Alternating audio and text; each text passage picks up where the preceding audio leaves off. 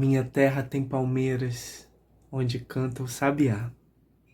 As aves que aqui gorjeiam, não gorjeiam como lá. Começando a aula de hoje com esse breve trecho do poema do Gonçalves Dias. Sejam bem-vindos, bem-vindas à nossa segunda parte da aula de Panorama Geral sobre Literatura. Panorama Geral da Literatura no Brasil, Era Nacional. Literatura Aula 1, Parte 2. Vamos começar com a revisão da Parte 1, Era Colonial. Quinhentismo, Panorama Mundial, Grandes Navegações, Companhia de Jesus. Panorama Brasileiro, Literatura Informativa, Literatura dos Jesuítas, 1500. Seiscentismo ou Barroco, Panorama Mundial, Contra-Reforma, Portugal sob domínio espanhol. Panorama Brasileiro, Invasões Holandesas, Grupo Baiano, 1601. Setecentismo ou Arcadismo, Panorama Mundial, Iluminismo, Revolução Industrial, Revolução Francesa e Independência dos Estados Unidos. Panorama Brasileiro, Ciclo da Mineração, Inconfidência Mineira, Grupo Mineiro, 1768. Vamos à literatura brasileira da Era Nacional, séculos 19 e 20, entre 1836 a 1956. Vamos aos marcos. Romantismo, 1836, Suspiros Poéticos e Saudades, do Gonçalves de Magalhães. Realismo, Naturalismo e Parnasianismo, 1881, com as obras Memórias Póstumas de Brás Cubas, de Machado de Assis, e O Mulato, de Aloysio Azevedo. 1878, Batalha do Parnaso. Simbolismo e Pré-Modernismo, 1883, Missal de Broquéis, de Cruz e Souza, 1902, Os Sertões, de Euclides da Cunha. Modernismo, 1922, com a Semana de Arte Moderna. 1930 marca a segunda geração modernista e 1945 a geração de 45. Pós-modernismo, 1950-1956, concretismo. Romantismo, século XIX. O romantismo é dividido em 3 gerações. A primeira geração romântica é intitulada indianista. Isso porque nela se elege a figura do índio como herói do mito de formação da sociedade brasileira. Uma das principais bandeiras dessa fase é o forte tom nacionalista, que procura refundar a identidade cultural brasileira. Essa refundação tem total relação com o contexto histórico da época, marcado pela chegada da família real ao Brasil em 1808 e pela independência do país em 1822. Principais autores: Gonçalves Dias, José de Alencar. Geração ultrarromântica. A segunda geração romântica é marcada por um intenso sentimentalismo e uma perspectiva bastante egocêntrica acerca da vida.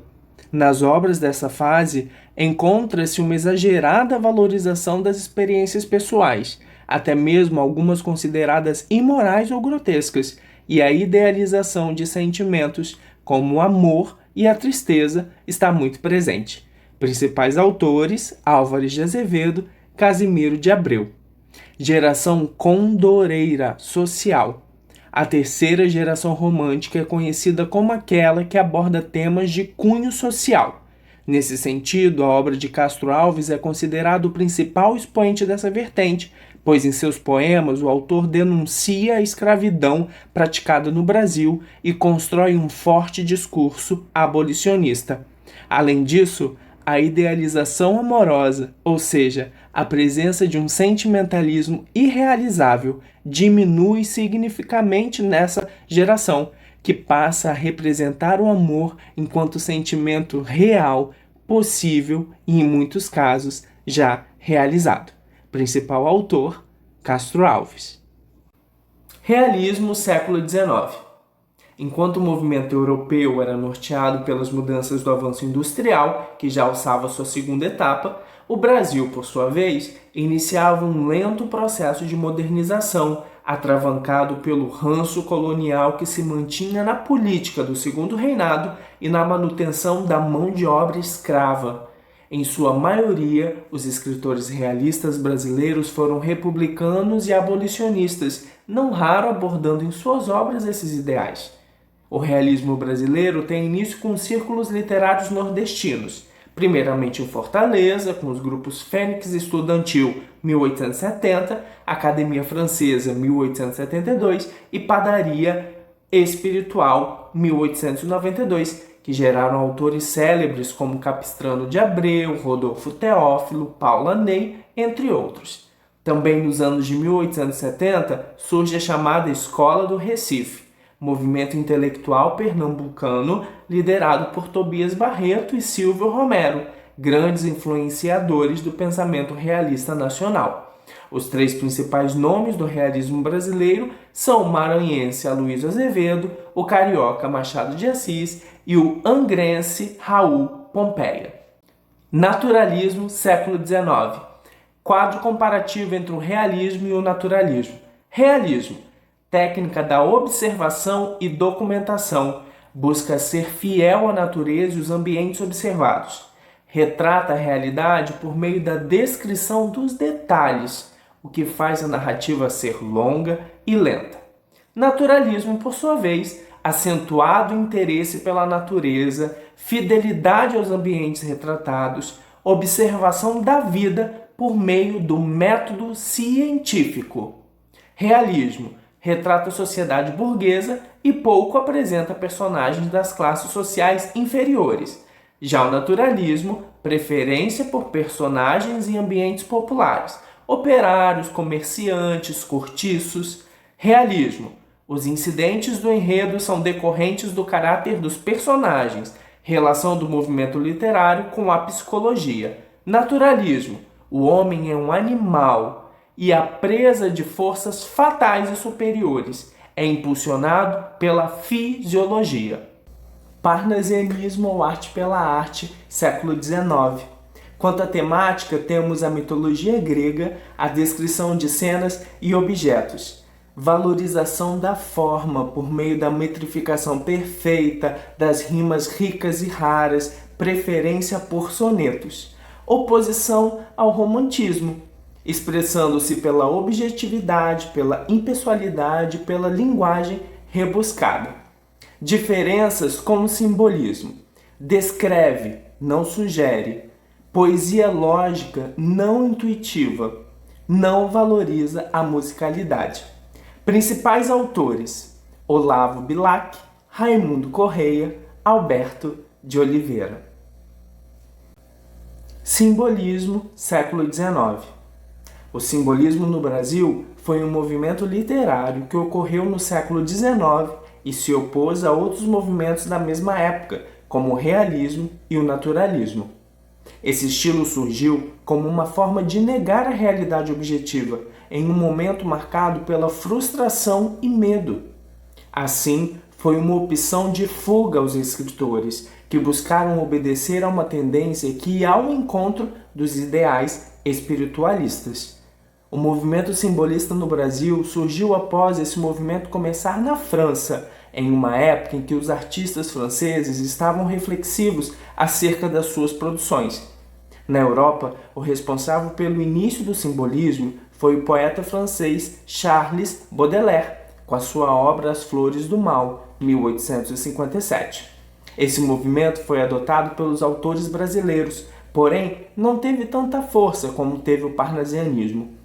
O simbolismo no Brasil surgiu como influência para o teatro e as artes plásticas, além da literatura.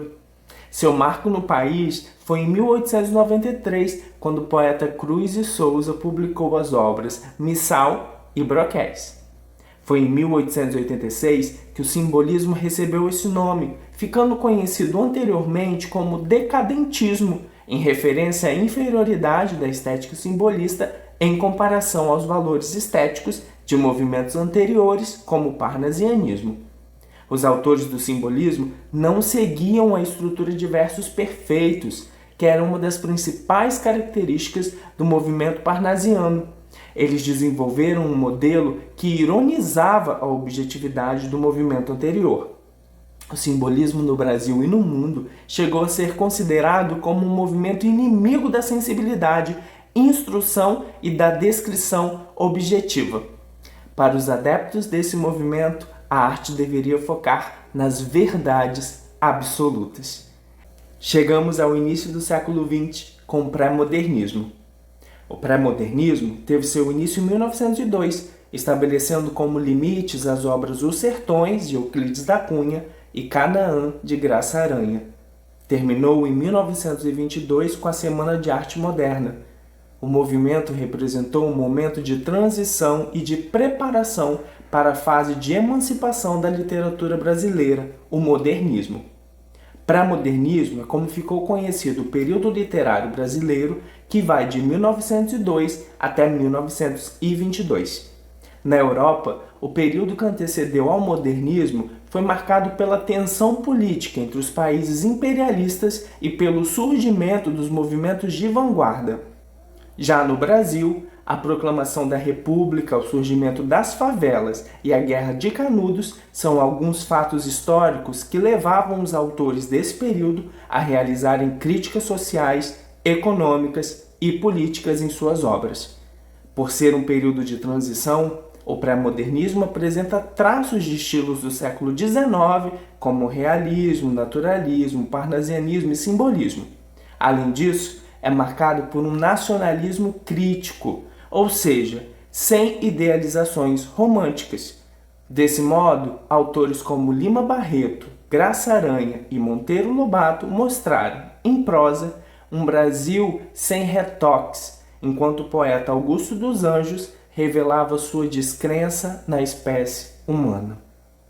Enquanto no Brasil nós tínhamos o pré-modernismo, na Europa aconteciam as vanguardas artísticas, como o futurismo, o cubismo, o expressionismo, o dadaísmo e o surrealismo.